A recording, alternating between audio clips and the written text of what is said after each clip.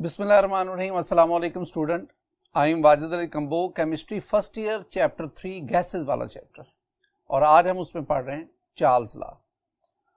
Charles law में ये जो लेक्चर, इसको हम दो हिस्सों में, चार्ल्स लॉ के टॉपिक को हम दो लेक्चर्स में डिवाइड करेंगे। तो उसका जो पहला हिस्सा है वो इस लेक्चर में, और क्वांटिटेटिव डेफिनेशन, उसकी ग्राफिकल एक्सप्लेनेशन, इसको हम दूसरे लेक्चर में वाइंड अप करेंगे। तो आइए चार्ल्स लॉ का पहला हिस्सा उसको पढ़ते हैं। Student, Charles law, this law gives us the relationship between volume and temperature. इससे पहले आपने बॉयल्स लॉ पढ़ा। बॉयल्स लॉ में हमने रिलेशन पढ़ा था वॉल्यूम और प्रेशर का, और चार्ल्स लॉ में हम पढ़ने जा रहे हैं relation between volume and temperature. थोड़ी सी इसके बारे में history. Charles law was introduced by Jacques Charles. He was French scientist, और ये जो लॉ है it gives us the quantitative relationship between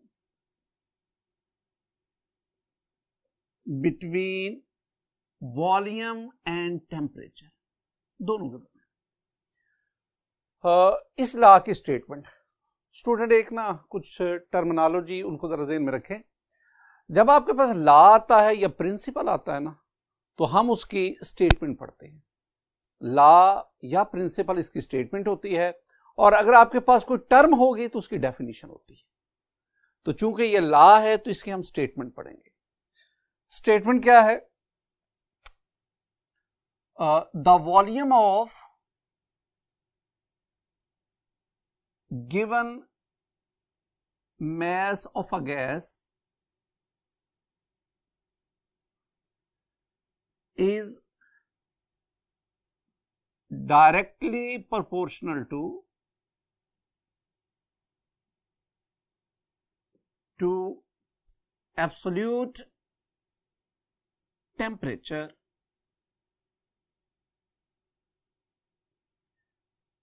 at constant pressure. This one is the statement of Charles Law. Statement में चार बातें हैं। पहले, the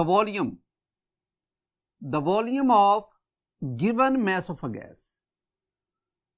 given mass of a gas, Boyle's law में बात की कि जब कहा जाए ना कि given mass of a gas, तो it means that amount of gas is constant. I mean number of moles are constant here. During the study of this law, you will never change the amount of gas. तो number of moles are constant. ये दूसरी बात आ गई। Is directly proportional to absolute temperature, very important. और यही इस law में हमारी ना मेन डिस्कशन रहेगी। तो temperature absolute eight constant pressure, और चौथी चीज आ गई प्रेशर, और प्रेशर को भी क्या रखा गया? कांस्टेंट। तो इस लॉ में भी दो चीजें कांस्टेंट हैं, दो वेरिएबल्स हैं। कांस्टेंट कौन है? एक तो नंबर ऑफ मोल्स और दूसरा प्रेशर। और वेरिएबल्स कौन कौन से हैं? एक है वॉल्यूम और दूसरा है टेम्परेचर। टेम्परेचर आम टेम्परेचर नहीं, टेम्परेचर के साथ लिखा हुआ है एब्सोल्यूट टेम्परेचर, यानी वॉल्यूम जो है ना वो टेम्परेचर के डायरेक्टली प्रोपोर्शनल नहीं है, that is directly proportional to absolute temperature. Student, अगर आप इसको मैथमेटिकली देखें, मैथमेटिकल फॉर्म इसके अगर हम लें, तो हमने कहा the volume of given mass of a gas is directly proportional to absolute temperature, और इस सूरत में you have to kept number of moles and pressure is constant. Constant mean आप उसको चेंज नहीं करेंगे। अगर आप प्रोपोर्शनैलिटी साइन खत्म करें तो मेरे पास आएगा V that is equal to K T.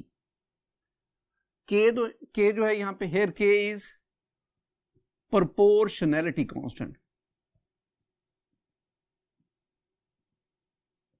ये हमारे पास प्रोपोर्शनैलिटी कांस्टेंट। स्टूडेंट, अगर आप टी को दूसरी साइड पे ले जाएं तो ये डिनोमिनेटर में चली जाएगी, तो आपके पास बनेगा V over T that is equal to. ये हमारे पास ना चार्ल्स लॉ की पहली मैथमेटिकल फॉर्म आ गई। आप इसी मैथमेटिकल फॉर्म की बुनियाद पर another statement of Charles law उसको डिराइव कर सकते हैं। अनदर स्टेटमेंट,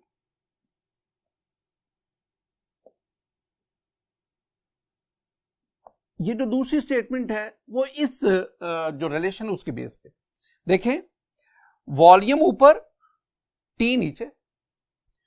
अब जब दो एक चीज न्यूमरेटर में हो दूसरी डिनोमिनेटर में हो तो हम कहते हैं उन दोनों के दरमियान ratio. The ratio between volume of given mass of a gas and absolute temperature is a constant quantity at constant pressure.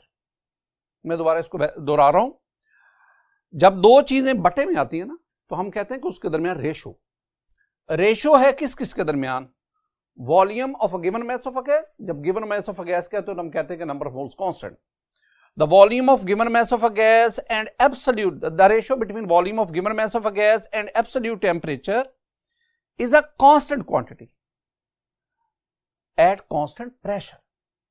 तो हमारे पास दूसरी डेफिनेशन क्या बनी, the ratio between volume of given mass of a gas and absolute temperature is a constant at constant pressure। आपको ये दोनों जो स्टेटमेंट हैं इसको याद रखना होगा। स्टूडेंट इसकी ना एक्सपेरिमेंटल वेरिफिकेशन से पहले ना जो चीज हम इसको ना यूं भी लिख सकते हैं, देख लें कि अगर मेरे पास V1 over T1 that is equal to V2 over T2 that is equal to K, यानी आप इसको इस स्टेटमेंट को इस तरह भी लिख सकते हैं, V1 and T1 these are the initial volume and temperature and V2 and T2 they are the final volume and temperature। ये भी आपके पास इसकी मैथमेटिकल फॉर्म है। इसी मैथमेटिकल फॉर्म को मैं एक्सपेरिमेंटली वेरीफाई करूंगा। एक स्टूडेंट यहां पे टर्म थी एब्सोल्यूट टेम्परेचर।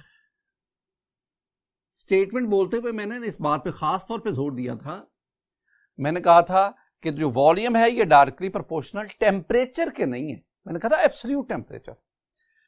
क्या ये एब्सोल्यूट टेम्परेचर कोई अनोखा टेम्परेचर है, क्या ये आम टेम्परेचर नहीं है? मैं आपसे एक क्वेश्चन पूछता हूं फिर हम एब्सोल्यूट टेम्परेचर की तरफ बढ़ते हैं। मेरा एमसीक्यू बहुत सिंपल है और एमसीक्यू है कि which of the following is absolute temperature.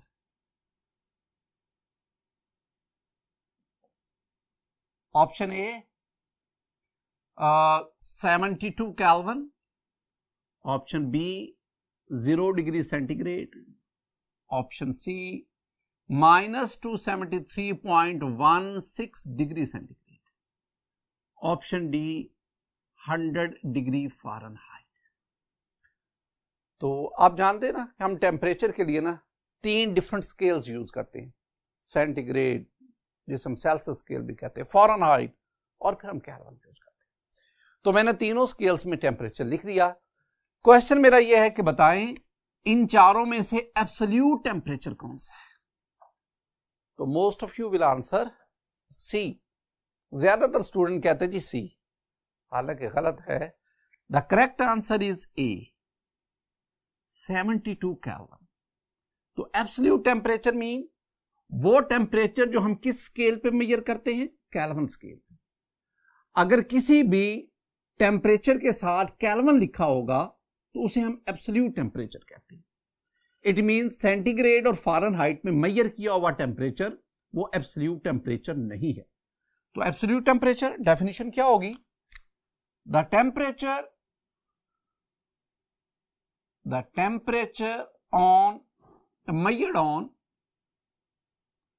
measured on Kelvin scale is called absolute temperature. Student इस सारी बात का फिर मतलब तो ये हुआ ना कि ये जो वॉल्यूम है ये टेम्परेचर इन केल्विन के डायरेक्टली प्रोपोर्शनल है, एब्सोल्यूट टेम्परेचर के। और ये जो रिलेशन आया, ये जो रिलेशन आपने पढ़ा, अगर मैं इसे लेफ्ट हैंड साइड कहता हूं, इसे मैं राइट हैंड साइड कहता हूं, और ये दोनों आपस में बराबर हैं। ये दोनों आपस में तब ही बराबर होंगी अगर आप टेम्परेचर को किस में लेंगे, केल्विन स्केल में। अगर आप टेम्परेचर को डिग्री सेंटीग्रेड या फ़ारेनहाइट में लेंगे तो लेफ्ट हैंड साइड और राइट हैंड साइड ये आपस में बराबर नहीं होगी। इसका मतलब ये हुआ कि Charles law based on kelvin scale, ये सेंटीग्रेड और फ़ारेनहाइट में वेरीफाई नहीं होता। स्टूडेंट आगे चल के ना हम इसको मैथमेटिकली भी प्रूव करेंगे कि हां ये दोनों साइड आपस में इक्वल तब होंगी जब आप टेम्परेचर को केल्विन स्केल में। आगे बढ़ते हैं। अब हम चलते हैं और हमारे पास है experimental verification of Charles law. एक हम एक्सपेरिमेंट के जरिए इसको वेरीफाई करेंगे। Experimental verification of Charles law. Verification तस्दीक करना और एक्सपेरिमेंटल तजर्बा के जरिए। आइए जरा एक्सपेरिमेंटली हम चार्ल्स लॉ को देखते हैं। स्टूडेंट हम एक एक्सपेरिमेंट की मदद से चार्ल्स लॉ को वेरीफाई करते हैं। इस एक्सपेरिमेंट में मेरे पास ये एक गैस सिलेंडर है which is provided with piston. This one is movable piston. आप ना इस गैस सिलेंडर के अंदर आप कोई भी गैस ले लें, लेकिन आपने उस गैस की एक डिफाइंड अमाउंट लेनी है। Suppose you filled it with 1 mole of the gas. During the course of experiment आपने अमाउंट ऑफ गैस को चेंज नहीं करना। आप दूसरा ये काम करें, आप इस सिलेंडर के पिस्टन पर प्रेशर को कांस्टेंट करें। सपोज इसके ऊपर हमने प्रेशर रखा है 760 टॉर और एक्सपेरिमेंटेशन के दौरान आप इस प्रेशर को चेंज नहीं करेंगे। आप दो बातों को इंश्योर कर गए, एक तो आपने प्रेशर को कांस्टेंट कर दिया, दूसरा आपने अमाउंट ऑफ गैस को कांस्टेंट कर दिया। अब आए, हमने जो बॉयल्स लॉ की लास्ट मैथमेटिकल फॉर्म पढ़ी थी, चार्ल्स लॉ की जो आखिरी मैथमेटिकल फॉर्म पढ़ी थी ना, वो था V1 over T1 that is equal to V2 over T2। और हमने कहा था कि ये जो इनिशियल वॉल्यूम और टेम्परेचर में रेशियो है that must be equal to the ratio between final volume and temperature, बराबर होनी चाहिए लेफ्ट हैंड साइड और राइट हैंड साइड। आइए देखते हैं इस केस में क्या होता है।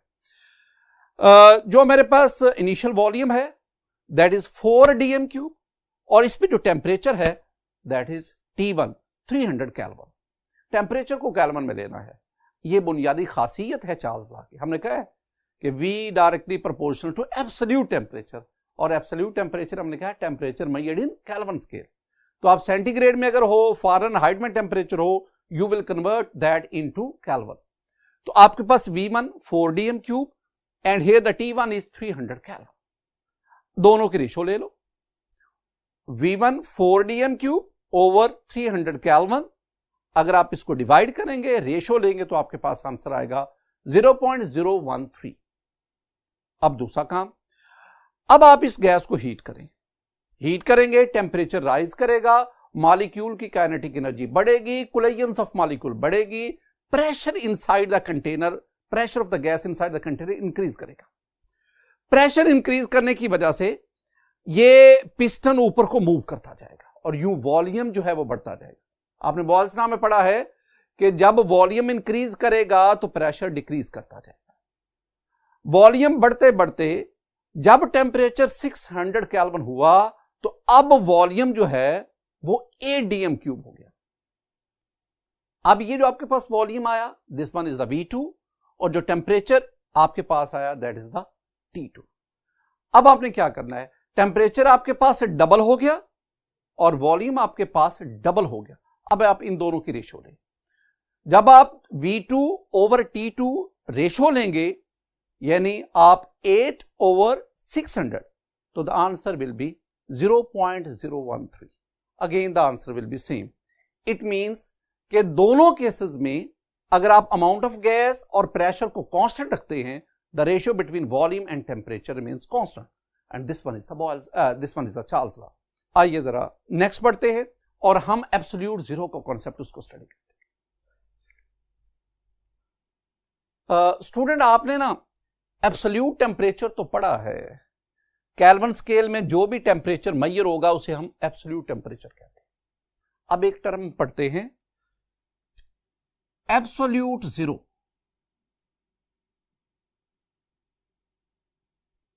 एब्सोल्यूट जीरो, बात स्टूडेंट ना एब्सोल्यूट टेम्परेचर और एब्सोल्यूट जीरो दोनों को आपस में मिक्स कर जाते हैं।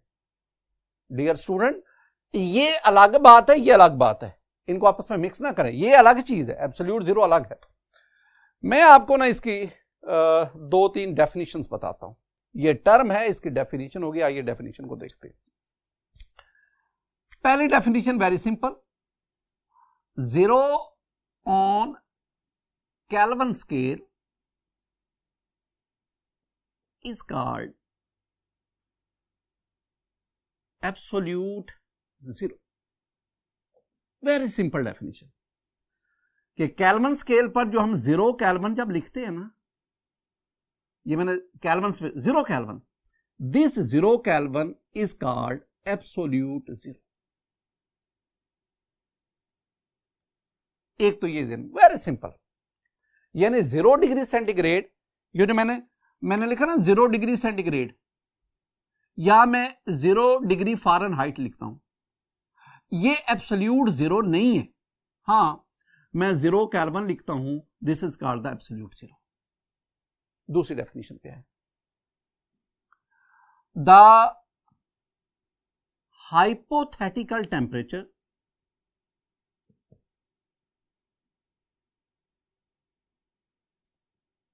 at which the molecular motion cease। ये दूसरी definition. Hypothetical temperature, hypothetical mean unachievable, which can not be practically achieve, फर्जी, जिसको आप अमली तौर पर प्रैक्टिकली अचीव ना कर सके, that is called the hypothetical temperature. एक बात ध्यान में रखनी है कि इस डेफिनेशन के मुताबिक absolute zero can not be practically achieved. तो आप इतनी ठंडक, इतना कोल्डेस्ट टेम्परेचर आप प्रैक्टिकली अचीव नहीं कर सकते। दूसरी वो बात कर रहा है कि at which the molecular motion cease, जिस पर मॉलिक्यूल की मोशन जो है वो सीज कर जाती है। आगे जाके हम पढ़ेंगे कि गैस मॉलिक्यूल 3 तरह की मोशन शो करते हैं, ट्रांसलेशनल, रोटेशनल, वाइब्रेशनल। तो इस टेम्परेचर पे जाकर उनकी जो ट्रांसलेशनल मोशन है वो सीज कर जाती है, रुक जाती है, स्टॉप कर जाती है। तीसरी definition, the hypothetical temperature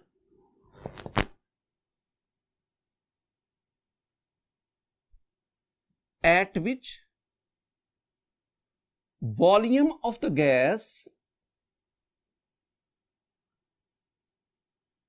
becomes zero if gas remains in its gaseous state। आइए जरा इन तीनों को ना कॉन्सेप्चुअली डिस्कस करते हैं। पहले तो स्टूडेंट आपको ना लफ्ज टेम्परेचर और हीट दोनों में डिफरेंस आएगा ना, तो फिर ही मैं ये कॉन्सेप्ट क्लियर कर पाऊंगा। दोनों में जरा देखना, मेरे पास ये एक कंटेनर है, इस कंटेनर में आपके पास ये गैस है, these are the molecules of gas. तवज्जो से सुनिए, ये हम माइक्रो स्टडी कर रहे हैं, माइक्रो लेवल पे स्टडी कर रहे हैं, तो एक सेकंड के लिए भी आपकी तवज्जो इधर उधर नहीं जानी चाहिए। These are the gas molecule inside the gas container. ये मॉलिक्यूल मूव करते हैं, हम पढ़ते हैं ना, the gas molecules move randomly, they collide with each other also with the walls of container, they change their direction, randomly move करते हैं gas molecule. तो due to their motion they possess the kinetic energy. तो gas molecule kinetic energy रखते हैं। अगर आप तमाम molecules की टोटल काइनेटिक एनर्जी ले लें, यानी total kinetic energy of all molecules of a substance that is called total kinetic energy, that is called heat, हम उसे हीट कहें। एक और काम करें, आप ना टोटल काइनेटिक एनर्जी ना ले, आप एवरेज काइनेटिक एनर्जी लें। तो average kinetic energy of all molecules of a substance, या मैं सब्सटेंस से मुराद मेरी गैसियस सब्सटेंस है, तो एवरेज काइनेटिक एनर्जी लेंगे तो that is called the temperature. तो अगर आप टेम्परेचर और हीट में टेक्निकल डिफरेंस देखेंगे तो ये दो अल्फाज का आता है, टोटल काइनेटिक एनर्जी और average. Total kinetic energy heat और एवरेज काइनेटिक एनर्जी टेम्परेचर। इसके और भी हीट और टेम्परेचर में और भी डिफरेंस है, चैप्टर 7 में जाकर आप उनको डिस्कस करें। अब देखें, ये मॉलिक्यूल बहुत स्पीड से मूव कर रहे हैं। टेम्परेचर सपोज कितना है 0 डिग्री सेंटीग्रेड, बहुत स्पीड से मूव कर रहे हैं। आप टेम्परेचर कम करते जाओ, -10 -100 टेम्परेचर कम करते जाओ। स्टूडेंट, जैसे जैसे आप गैस के मॉलिक्यूल का टेम्परेचर कम करते हैं ना, काइनेटिक एनर्जी कम हो जाती है, स्पीड स्लो होती जाती है, और स्पीड स्लो होने की वजह से एवरेज काइनेटिक एनर्जी भी कम होती जाती है। आप मजीद इससे हीट निकालते जाओ, जैसे जैसे आप गैस को ठंडा करते जाते हैं, आप उसमें से हीट रिमूव करते जाते हैं, काइनेटिक एनर्जी ऑफ मॉलिक्यूल कम होती जाती है, और एवरेज काइनेटिक एनर्जी कम होने से टेम्परेचर डिक्रीज करता जाता है। मैं इंतहा पे पहुंचता हूं। आखिरी, आप ना, ये मैं थ्योरेटिकली बात कर रहा हूं, आप मोलेकुलर मोशन कम करते करते करते करते एक मौके पे पहुंचे जहां पे मॉलिक्यूल की मोशन सीज कर गई, मोलेकुलर मोशन सीज कर गई, अब मॉलिक्यूल मूव नहीं कर रहे, now they are position of rest. जब मॉलिक्यूलर मोशन सीज कर जाएगी, एवरेज काइनेटिक एनर्जी 0 हो जाएगी। जब एवरेज काइनेटिक एनर्जी 0 हो जाएगी तो टेम्परेचर क्या होगा 0। उस टेम्परेचर को, जहां पे मोलेकुलर मोशन सीज कर गई, उस टेम्परेचर को हम कहते हैं 0 केल्विन।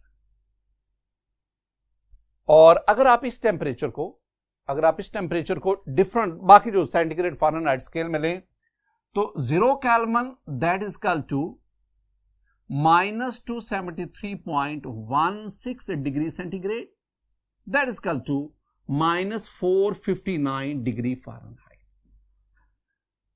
ये हमारे पास, यानी आपको ना एग्जामिनेशन पॉइंट ऑफ व्यू से जो चीजें याद रखनी है, आपको इनमें से कोई एक आधी डेफिनेशन याद करनी पड़ेगी, और आपको ये रिलेशन, अगर एग्जाम में वो कहता है which of reforming is the absolute 0, तो आपके पास जो करेक्ट ऑप्शन है वो ये चारों हैं। केल्विन स्केल में 0 केल्विन, सेंटीग्रेड में ये वाली -273.16, और फ़ारेनहाइट में -450। A very important and interesting discussion. Student, मैं आपसे क्वेश्चन करता हूं, मुझे बताना जरा, ये केल्विन है, ये डिग्री सेंटीग्रेड, ये डिग्री फ़ारेनहाइट। मैंने ना केल्विन के ऊपर डिग्री लिखा, फ़ारेनहाइट के ऊपर डिग्री लिखा, आई एम सॉरी, सेंटीग्रेड के ऊपर डिग्री लिखा, फ़ारेनहाइट के ऊपर डिग्री लिखा, लेकिन केल्विन के ऊपर मैंने डिग्री नहीं लिखा। क्यों नहीं लिखा? अच्छा, जो पहला आंसर आता है ना स्टूडेंट की तरफ से, वो बड़े मजेदार जवाब देते हैं स्टूडेंट। पहला आंसर क्या आता है? स्टूडेंट कहते हैं जी ये जो है सेंटीग्रेड और फ़ारेनहाइट, इसके बरक्स जो केल्विन है, ये एक साइंटिस्ट का नाम है। और भाई केल्विन अगर साइंटिस्ट का नाम है तो ये भी साइंटिस्ट का नाम है, अलेक्जेंडर सेल्सियस, ये भी साइंटिस्ट का नाम है, गैब्रियल डैनियल फ़ारेनहाइट, ये भी साइंटिस्ट के नाम पे रखेगा। एक और स्टूडेंट कहता है, वो कहता है जी कि ये वाला जो है, ये सिस्टम इंटरनेशनल में टेम्परेचर स्केल, उसका ये टेम्परेचर का यूनिट हम देते हैं, ये नहीं है। तो ये कहाँ लिखा हुआ है कि जो आप सिस्टम इंटरनेशनल में कोई भी यूनिट लेते हैं उसके ऊपर हम डिग्री नहीं लगाएंगे, बाकी सब? क्या मीटर जब हम लेते हैं, metre is the SI unit of length, तो हम मीटर के ऊपर क्या डिग्री नहीं लगाते? तो क्या सेंटीमीटर, मिलीमीटर, उनके ऊपर हम डिग्री लगाते हैं? वहां नहीं लगाते। असल में रीजन ये नहीं, असल में आपको ना डिग्री के मान ही देखने होंगे। डिग्री, डी का मतलब होता है नीचे और ग्रेडेस का मतलब होता है आना, नीचे आना। यहां नीचे आने से मुराद है बिलो जीरो, तो टेक्निकली डिग्री का मतलब है बिलो जीरो। देखें, 0, -1, -2, -10, इस तरह बढ़ते जाए -100 एंड सो ऑन। और 0 से अगर मैं ऊपर जाऊं तो 1, 2, 3 एंड सो ऑन। अब देखें, सेंटीग्रेड में जब आप टेम्परेचर मेजर करते हैं ना, तो आप 0 डिग्री सेंटीग्रेड भी 0 पे भी मेजर करते हैं, आप -10 डिग्री सेंटीग्रेड भी मेजर करते हैं। और अभी आपने ये देखा एब्सोल्यूट जीरो, ये -273.160। इसका मतलब है कि सेंटीग्रेड में आप टेम्परेचर को 0 से नीचे ले जाते, बिलो जीरो ले जाते। तो जिस स्केल में टेम्परेचर 0 से नीचे आप लिखते हैं, मेजर करते हैं, हमने उसके ऊपर डिग्री लगा। इसी तरह फ़ारेनहाइट में देखेंगे तो 0 फ़ारेनहाइट भी होता है, -10 फ़ारेनहाइट भी होता है।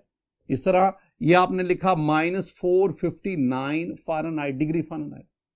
तो सेंटीग्रेड और फ़ारेनहाइट दोनों में टेम्परेचर 0 से नीचे काउंट होता है, मेजर होता है।